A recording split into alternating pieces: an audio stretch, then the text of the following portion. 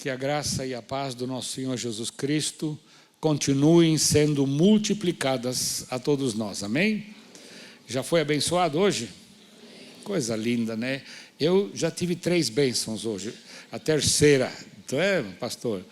Que bom a gente poder estar junto com o povo de Deus, ver sempre pessoas novas enchendo esse lugar. Parabéns para vocês e continuem assim, sempre tragam mais um, tá? Não é essa campanha, acho que não é, eu li lá fora. Traga mais um, né? É muito, muito importante isso. Como o pastor disse, a Alzira está aqui nesse último culto agora. Ela não veio nos 2 primeiros porque ela não é tão santa assim para assistir 3 cultos. Ainda mais de um marido que ela ouve sermão há 54 anos. Né? Então, muito bom estar com vocês. E Alzira e eu temos 4 filhos que estão, que pertencem ao Senhor. E também temos 3 netos.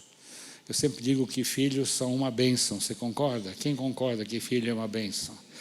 Principalmente hoje, quando se tenta assassinar, não é, crianças já no ventre, ainda no ventre da mãe, imagina só, não é? Filhos são uma bênção. E netos, para mim, são 2 bênçãos. Tem avô aqui? Olha só. 2 bênçãos. Uma bênção quando eles vêm nos visitar e outra quando eles voltam para a casa deles. Principalmente quando eram pequenos, né? Depois de umas horas eu falava para a Alzira, quando é que a mãe deles vem buscá-los? Mas é assim mesmo. Não tenha medo, vocês que são jovens, de se casar e num casamento do Senhor e ter filhos. É uma ordem que nós recebemos já lá na frente, lá na criação, né, ou lá atrás, né? Crescei e multiplicai. E multiplicação, ela começa a partir do 3º filho, viu? Um filho só é divisão, divide pela metade. 2 morrem, pai e mãe morrem, fica 1.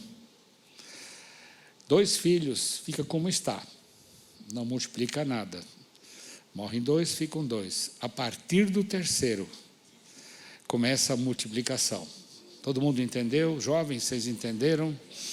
Então, não tenham medo, porque Deus cuida, viu? Deus abençoa, nunca faltou nada para a nossa família.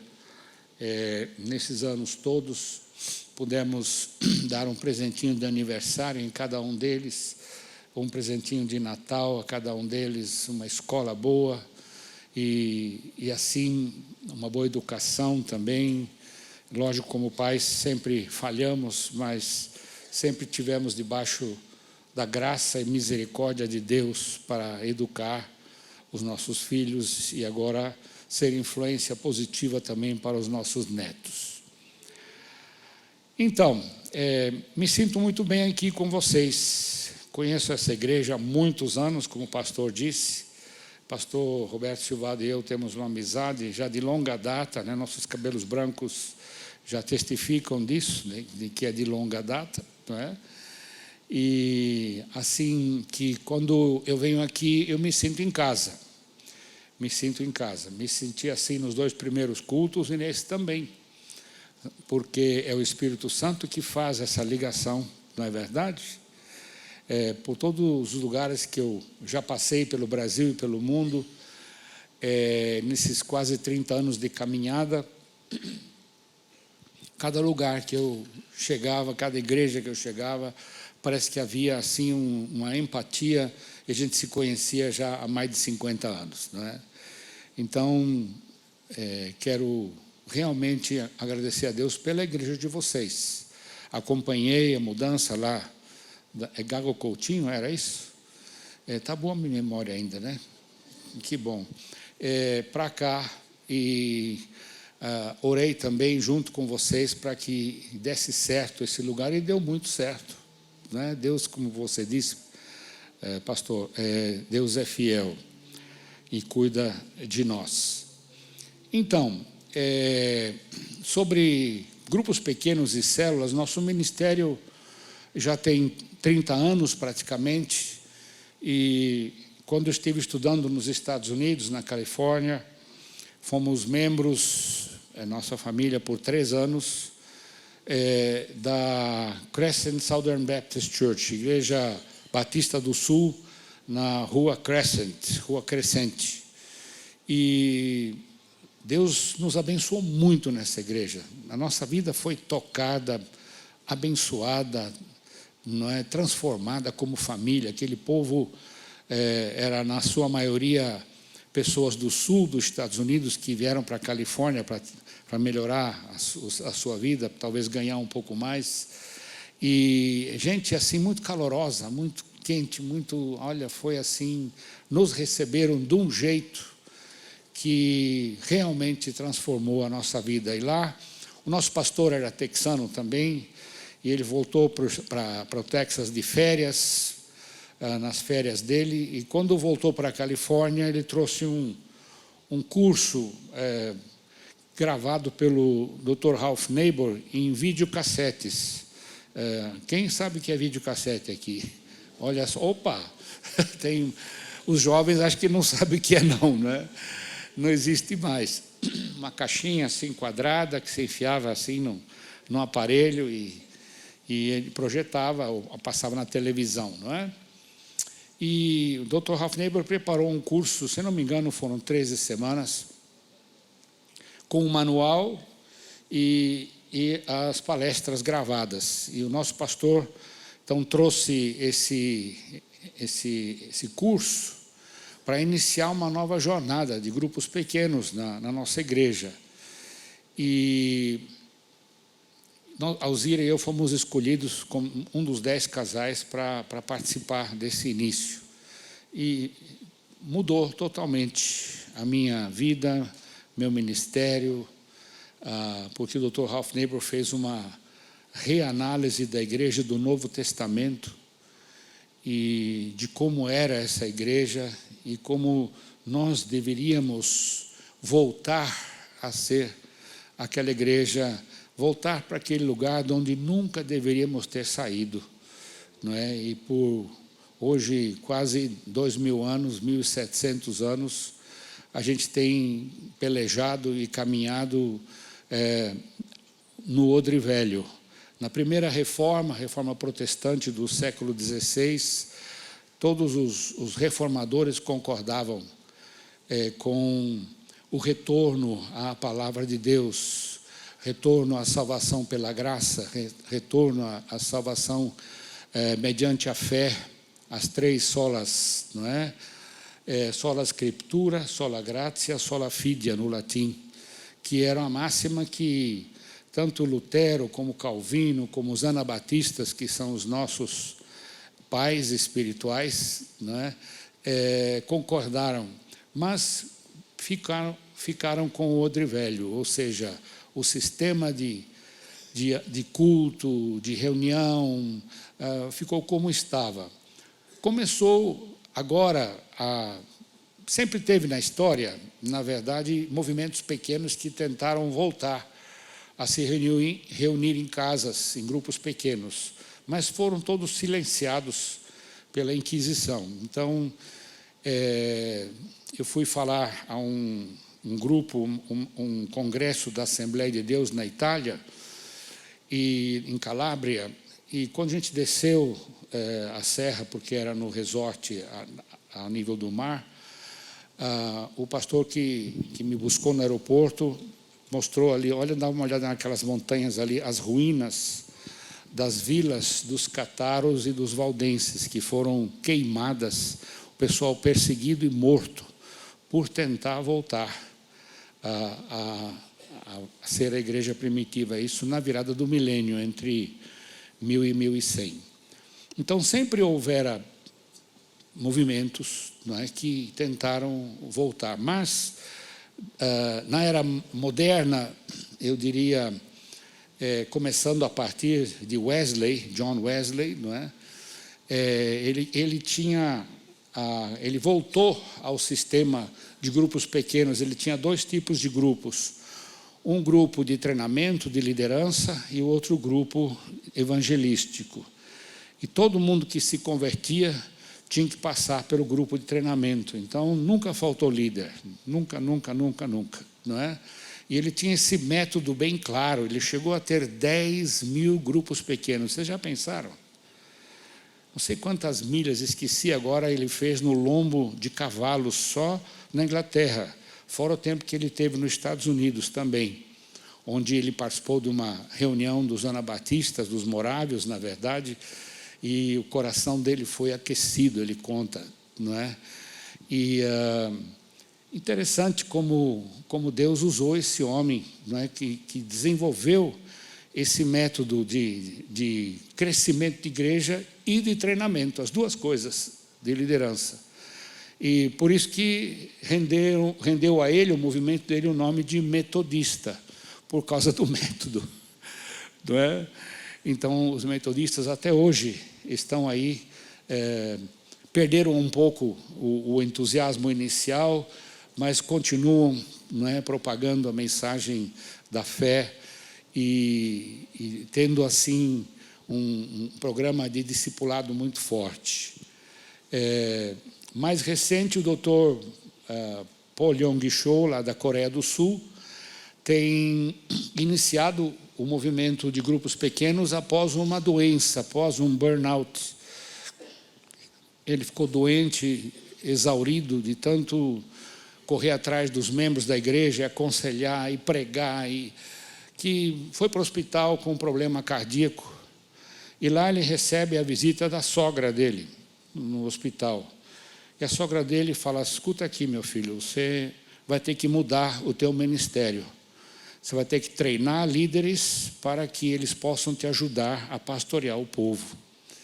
E que esse povo deve se reunir nas casas, semelhante a um sogro, o sogro de Moisés, Jetro, né? Então, o sogro ainda bem, mas a sogra, pegar no teu pé, é meio... Desculpe, sogras, não, é só brincadeira, viu? A minha sogra foi minha segunda mãe. Quando a minha mãe faleceu, ela substituiu com muito amor e carinho a minha mãe aqui na Terra. Então, assim começou, na Era Moderna, um modelo na Coreia do Sul, lá no começo dos anos 60, e o mundo inteiro foi para a Coreia para ver, estudar o fenômeno, e voltavam para suas igrejas copiando o modelo, sem perceber que havia valores diferentes também. Então, se implementa um modelo novo com valores velhos, com valores antigos.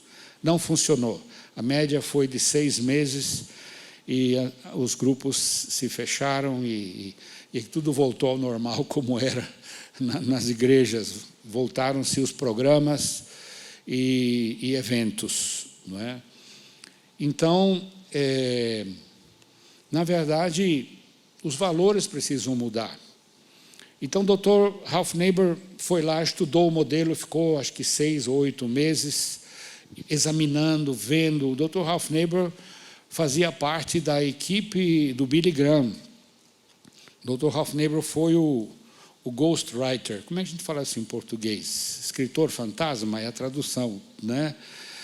O Billy Graham dava um esboço para ele de um assunto, e ele faz o artigo para mim. E ele escrevia o artigo em cima das ideias do esboço do Dr. Billy Graham.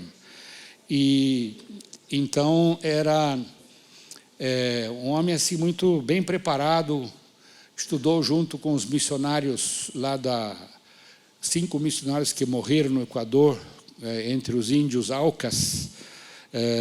Tem o livro Piloto das Selvas, né, que fala desse episódio. Eles desceram com o avião na beira do rio, depois de jogar vários presentes para os índios, e quando os índios chegaram, mataram os 5. E aquilo, o Dr. Ralph Neighbour disse que correu nos Estados Unidos assim como um fogo.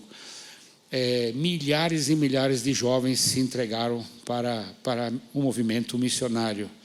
Inclusive ele e a sua esposa, quando estavam viajando na autoestrada, ouvindo o rádio, veio a notícia e eles pararam o carro no acostamento e entregaram a vida de novo para o Senhor e reafirmaram o seu compromisso de servir ao Senhor de tempo integral.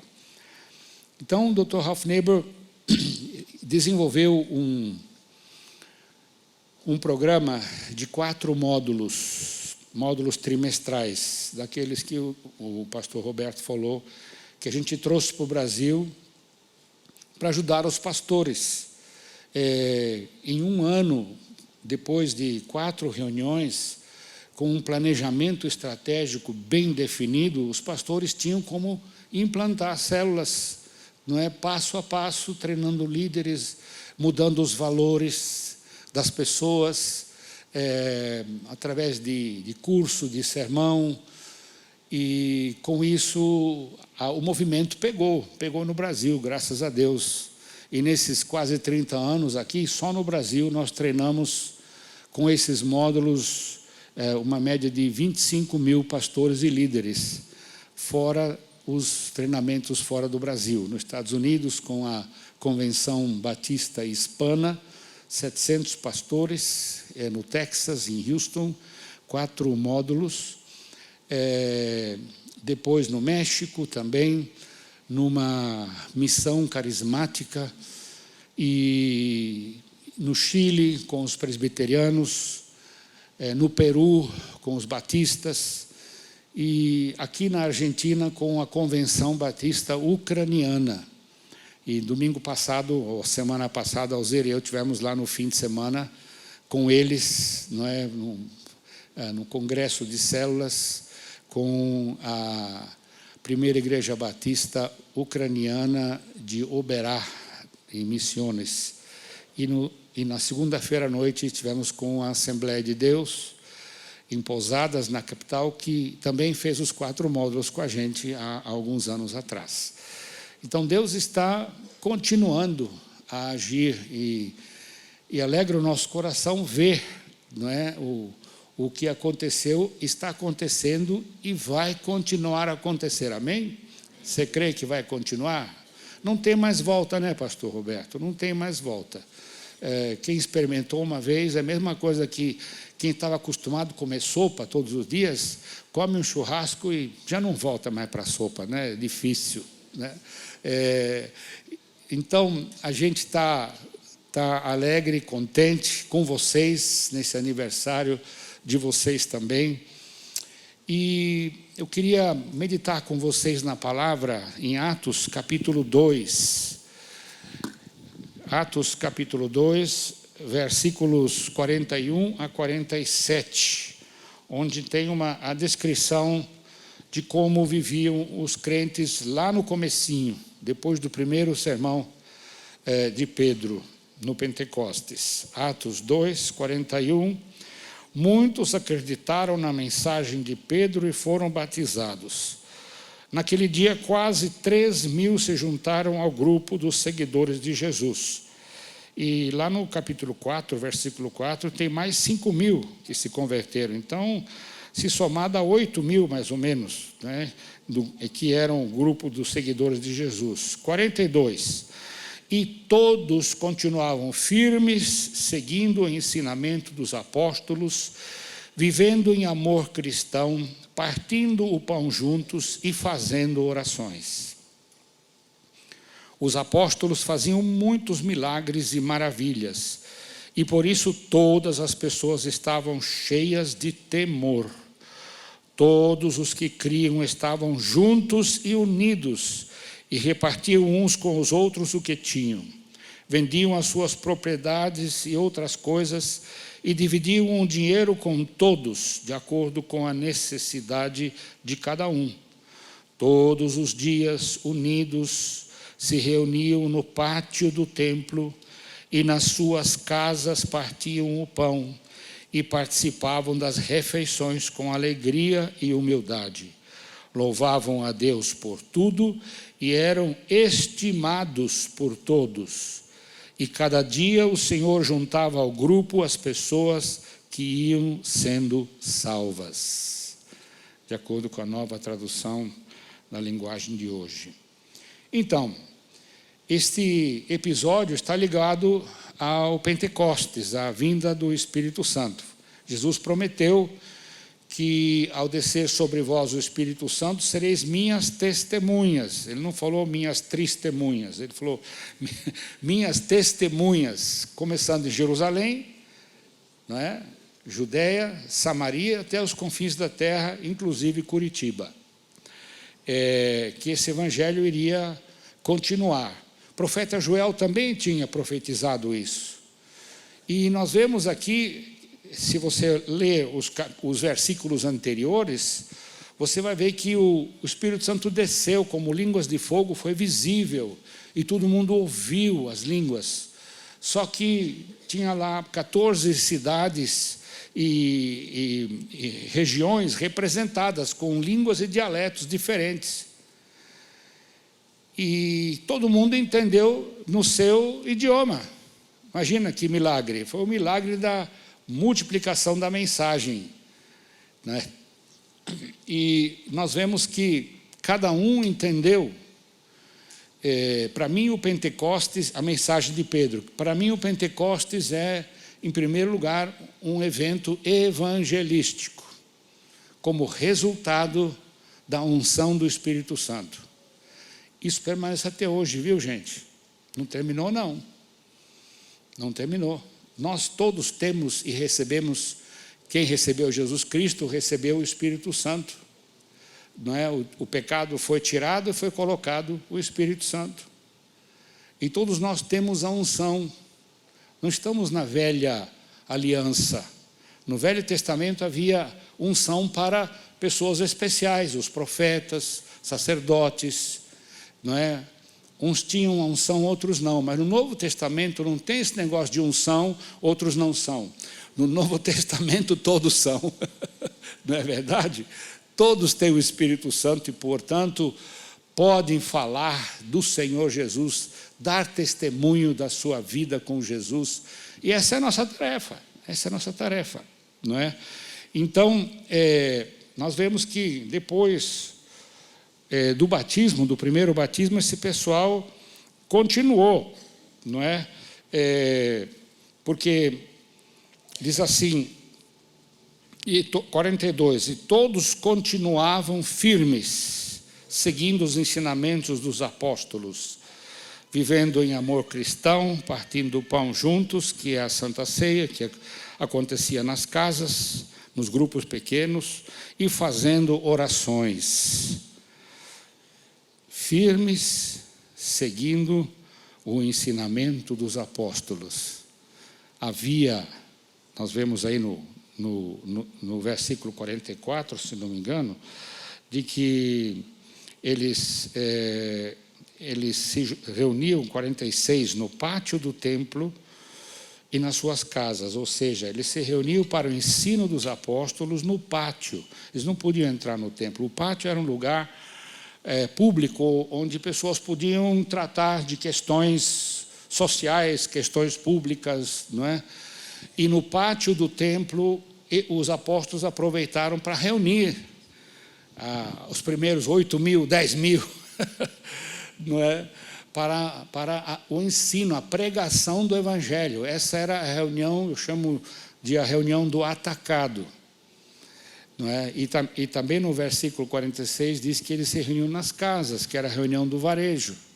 Então havia os dois, o atacado e o varejo. E até hoje deve ser assim. O sermão é a direção que é dada a toda a igreja, a direção teológica, não é? A direção das ordenanças, como nós ouvimos já hoje, vimos o batismo. Todo o direcionamento é muito importante que os pastores que pregam façam isso, deem um direcionamento claro. Isso no atacado. Quando o povo se reúne nas casas, no varejo, lá, na verdade, é diferente. Não é um fala e os outros sentados ouvem. Não deu certo no começo, porque o pessoal foi para a Coreia instituiu o novo sistema, mas os valores velhos ficaram. Então, quais são os valores de uma igreja de programas ou de uma igreja de eventos? É que um fala, ensina, e os outros ouvem. Aí você cria um grupo pequeno, não muda os valores, todo mundo vai para o grupo pequeno, senta e olha para o líder. Espera o quê? Espera um ensino. E o líder de célula, não é essa a função do líder de célula. A função do líder de célula é coordenar a edificação de uns aos outros. Essa é a mudança de valor que tem que acontecer. Edificar a fé uns dos outros. E é lá no grupo pequeno onde os dons do Espírito Santo podem ser usados, aplicados. Às vezes tem alguém que está triste, sofrendo, não é? O Espírito Santo manifesta o dom de pastoreio, um dom assim de palavras de conforto para essa pessoa. Às vezes um outro precisa de uma exortação, o Espírito Santo dá a alguém do grupo uma palavra de exortação, ou uma palavra profética de direcionamento da vida. São os dons do Espírito Santo que precisam ser e devem ser usados quando nos reunimos no grupo pequeno, porque eles servem para edificação. Edificar a fé, não é para estrelismo particular.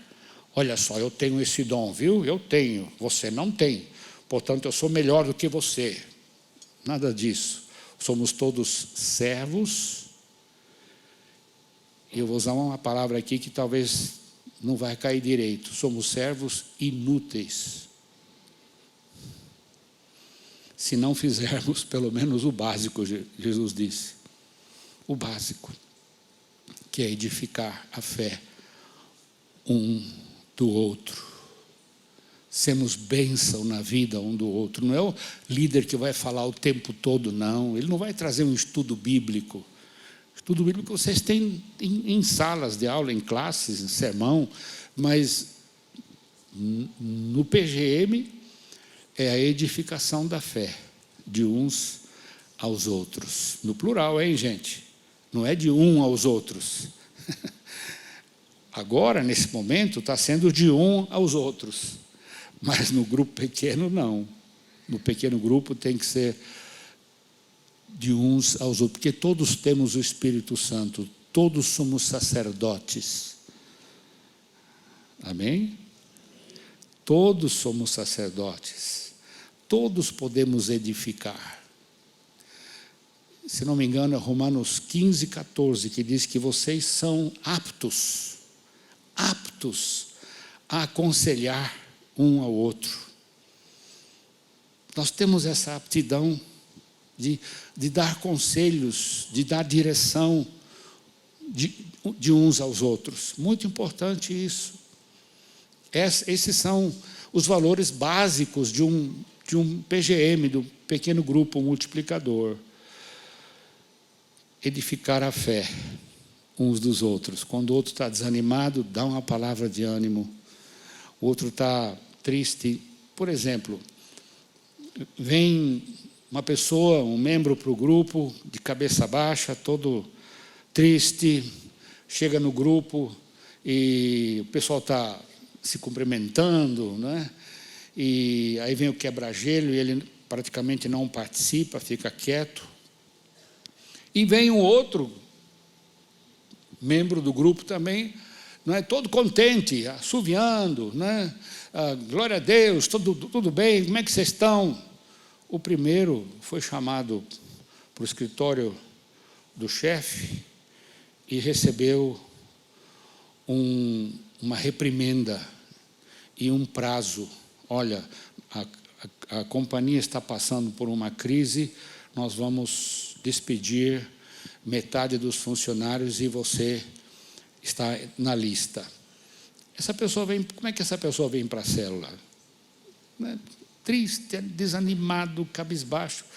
E o outro que vem todo serelepe, todo contente, recebeu, foi chamado para o escritório, falou assim, olha, a gente viu o teu trabalho, você é uma pessoa que trabalha bem, você é de confiança, nós vamos colocar você num cargo de chefia e vamos aumentar o seu salário. Vocês viram só os dois tipos de estado de espírito?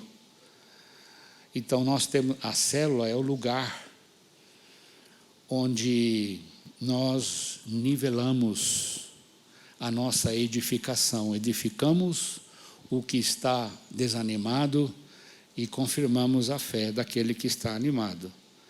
Então, são valores que precisam ser mudados, não é? E é por isso que tem essa descrição aqui. Então, eu quero, se for para dar um título à mensagem, é o estilo de vida da igreja primitiva. Como disse uma vez um pregador, depois dessa breve introdução, não é? Quando o pregador fala isso é porque já passou da brevidade, já não é mais uma breve introdução. O estilo de vida da igreja primitiva. Como viviam esses crentes? Em primeiro lugar, havia unidade em torno do ensino dos apóstolos. Muito importante. Ensinar o novo convertido. Ele precisa aprender. Hoje nós usamos o termo discipulado, né? Foi Jesus que instituiu fazer discípulos. Fazer discípulos como?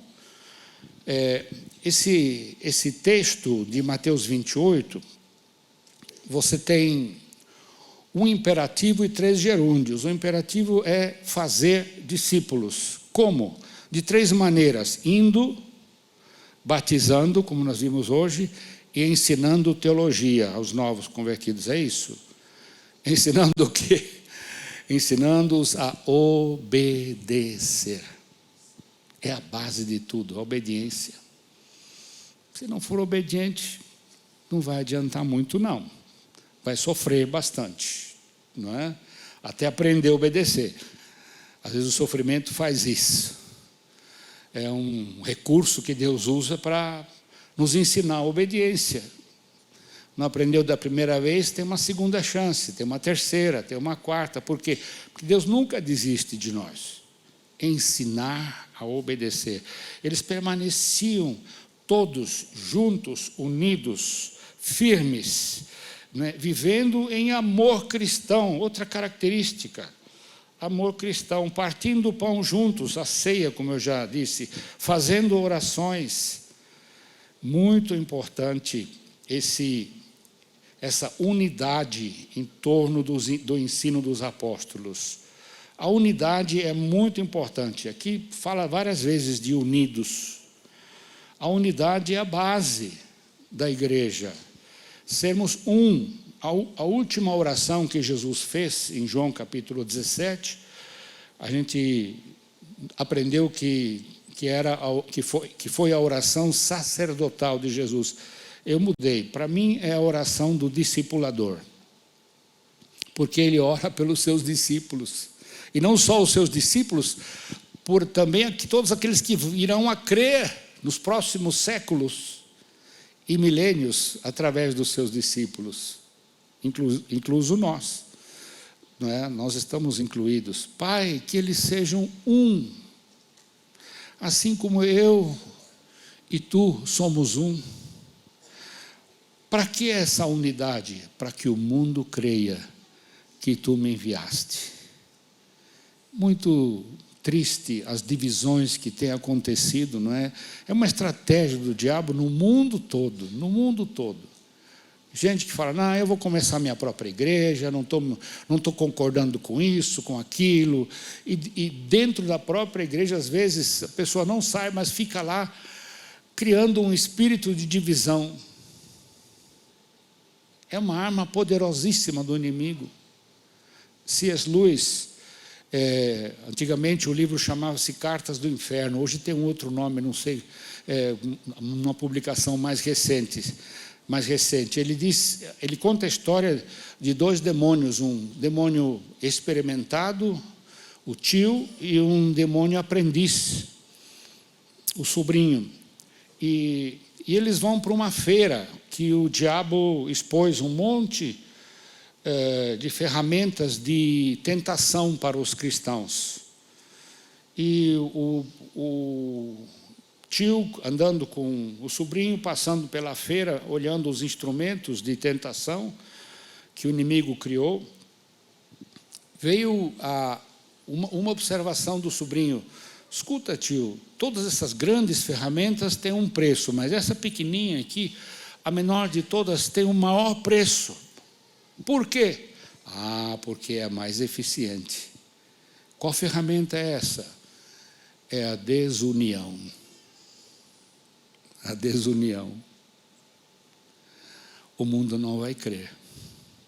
O mundo vai falar assim: eu ser como aquele crente ali, Deus me livre. Não é? Deus me livre. Eu não. E tem muito crente que, em vez de ser testemunho, é testemunho. Em vez de ser atraente, é repelente.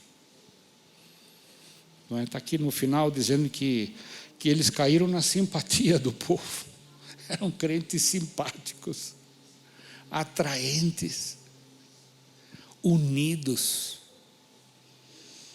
E a união, ela é a base. Por isso que Paulo gasta praticamente Efésios todo falando sobre união, sobre unidade.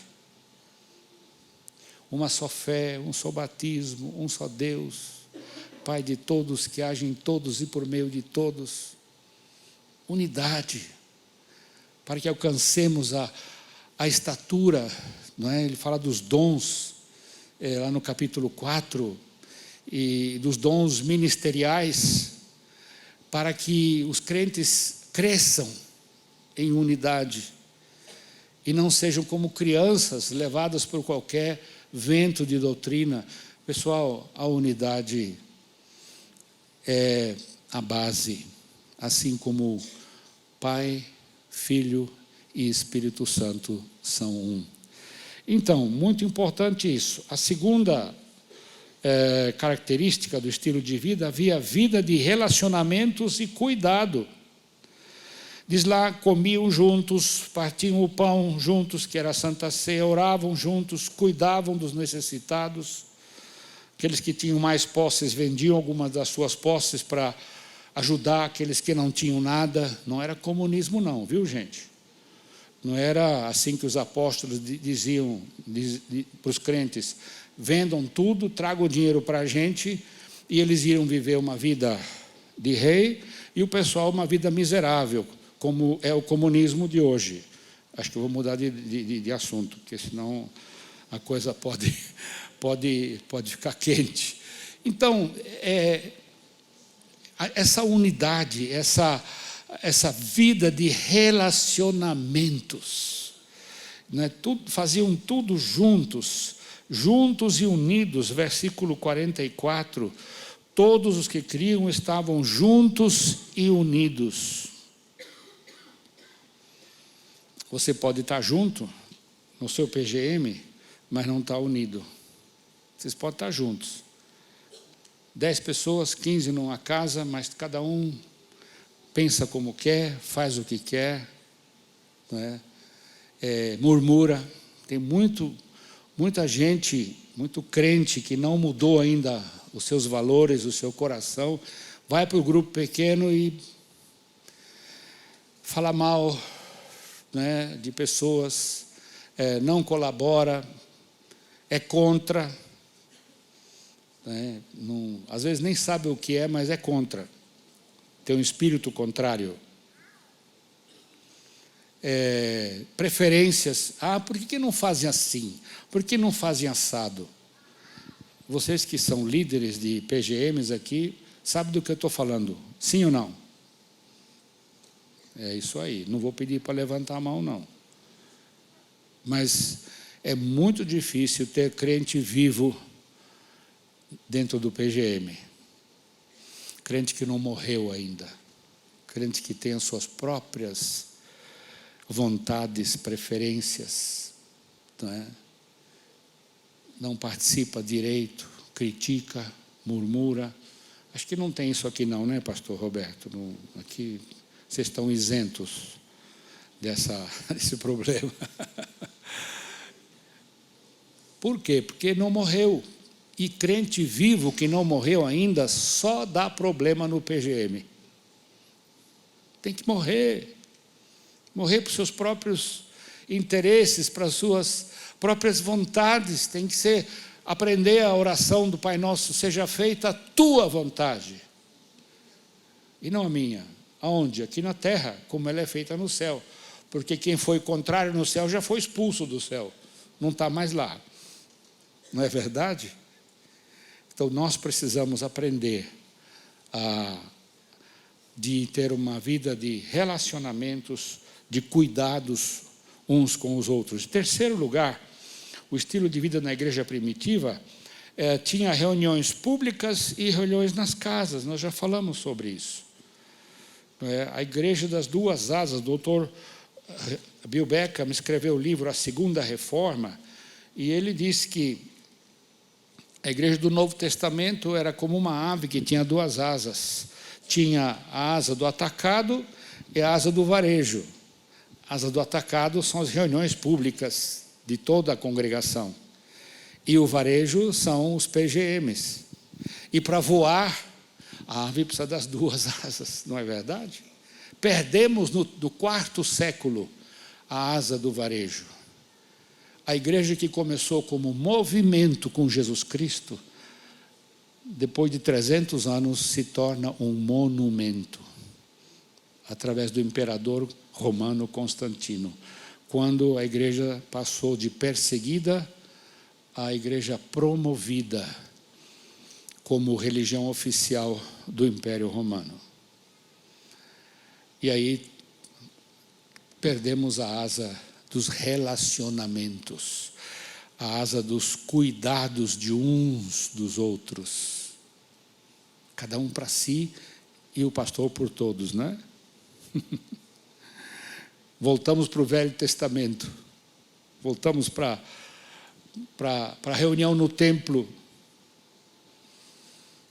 onde o sacerdote podia falar, onde o sacerdote foram abertas as primeiras escolas de treinamento, não é? Se não me engano, foi em 313 a primeira escola no latim chamada Schola Cantorum, porque a missa, ou seja, o culto, muitas partes eram cantadas.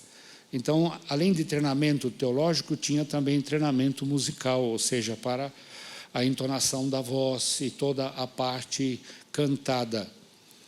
E a partir daí, só pessoas especialmente treinadas que recebiam uma unção especial numa consagração, num dia especial de consagração, podiam ser ministros, sacerdotes.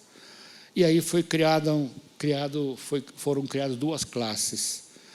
Os leigos, não é, que ficam sentados, ouvindo, e o clero. O laicato e o clero, que podia ensinar. E isso perdurou por séculos e séculos. E ainda até hoje nós sofremos em parte dessa eclesiologia do Velho Testamento, do retorno ao Velho Pacto. No Novo Pacto, todos têm a unção, todos podem falar, todos podem ensinar, principalmente aqueles que têm o dom do ensino, não é? Mas cuidar um do outro, todos podemos fazer. É isso que acontecia, não é?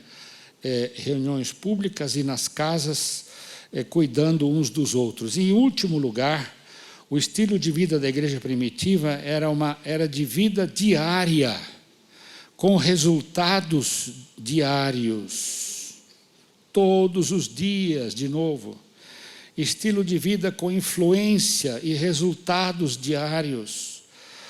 Havia alegria, havia humildade, havia louvor, gratidão. Eram estimados por todos. Como eu já disse, eram crentes atraentes. No local de trabalho, um crente atraente, ele é um ponto de luz. Logo, logo, seus amigos, colegas de trabalho, o chefe, talvez o dono da empresa, vai perceber, esse cabra é diferente. Ele irradia uma luz. E quando ele está presente, parece que a coisa muda. Há um ar diferente, de ânimo, de alegria. Agora, aí as pessoas começam a perguntar, ele não precisa nem tentar falar de Jesus, porque ele está vivendo Jesus. E viver Jesus é mais importante do que falar de Jesus. É muito importante a pessoa chegar e perguntar, escuta, você é diferente, me conta aí. Aí não dá um sermão para essa pessoa. Se ele faz uma pergunta desse tamanho, dá uma resposta desse tamanho. Foi Jesus que mudou minha vida. E já muda de assunto, porque aí ele vai perguntar de novo.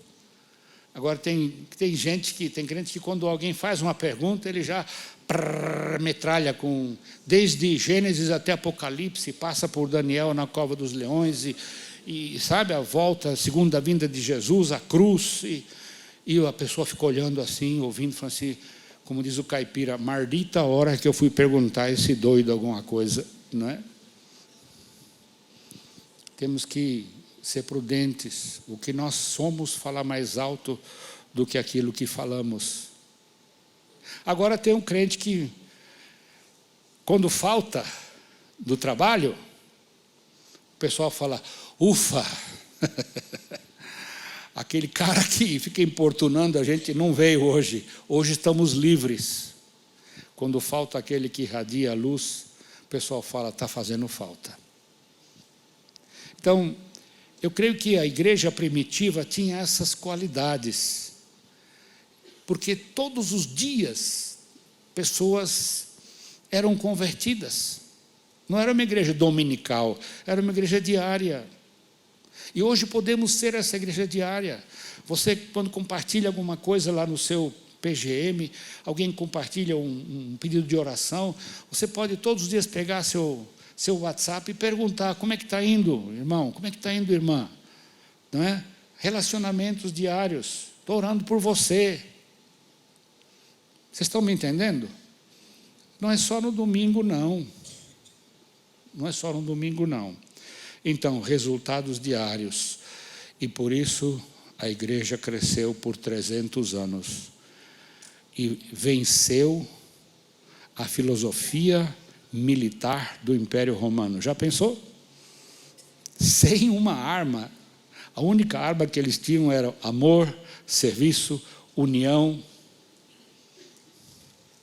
A ponto do imperador Constantino chamar os líderes e falar assim, olha, a partir de hoje vocês não vão mais para o Coliseu para ser comido pelos leões, mas vocês vão ser a religião oficial do Império Romano.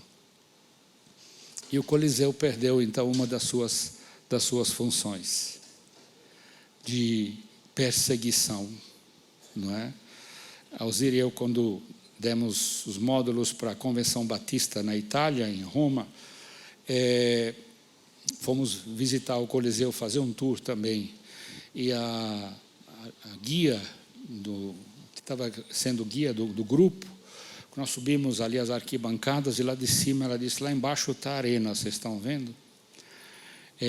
Por que chama arena? Porque é areia no latim. E arena é a palavra que deu origem à areia, no português também. E lá as feras, na verdade, estraçalhavam os cristãos. Os gladiadores lutavam e se matavam mutuamente. E tinha uma camada, era chamado de arena, porque tinha uma camada de uns 30 centímetros de areia. E quando, depois de alguns meses, com o sol, o sangue que era sugado por aquela areia passava a ter um cheiro horrível que não dava para suportar. Então se raspava toda aquela areia e se punha areia nova, para novos combates, para novos cristãos.